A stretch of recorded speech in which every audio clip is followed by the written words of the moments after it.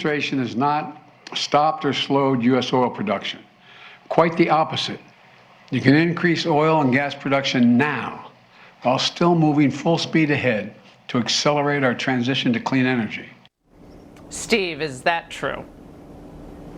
That's totally false. From day one, he shut down pipelines. He has shut down leasing on federal lands. He's got the Federal Reserve trying to stop lending to the oil industry. He's threatening the oil industry with price gouging investigations, criminal investigations. Democrat Congress is doing the same thing. He's shutting down LNG terminals. He's shutting down oil storage facilities. He is doing everything he can to shut the oil industry down, to discourage drilling.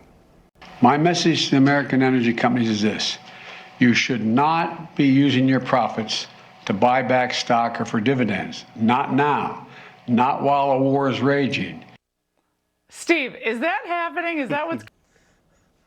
Well, he has discouraged oil drilling so much, oil production so much, that oil companies are actually buying back their stock, which is already at record prices. So what does that say when they would rather buy back their own stock than sell oil, which is also at very high prices? I mean, he is doing nothing to encourage oil production. He's doing everything to discourage it. I have been doing everything in my power to reduce gas prices since Putin's invasion of Ukraine caused these price hikes, these prices to spike and rattle international oil markets. The coughing came. So he's done everything in his power to reduce gas prices. And also, what's your best estimate for how much this war is actually contributing to these high prices? Yeah, he's done nothing. We went through earlier the list of things he's not done, and the Strategic Petroleum Gambit, that's not reducing the price of oil, although he's taking credit for it. All it's doing is going to make Americans pay more for oil later as he has to replenish it. We need that Strategic Petroleum Reserve for actual emergencies, not just re-electing Democrats.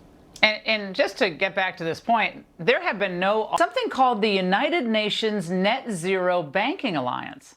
Now, the banks served are Bank of America, Citigroup, Goldman Sachs, JP Morgan, Wells Fargo, and Morgan Stanley.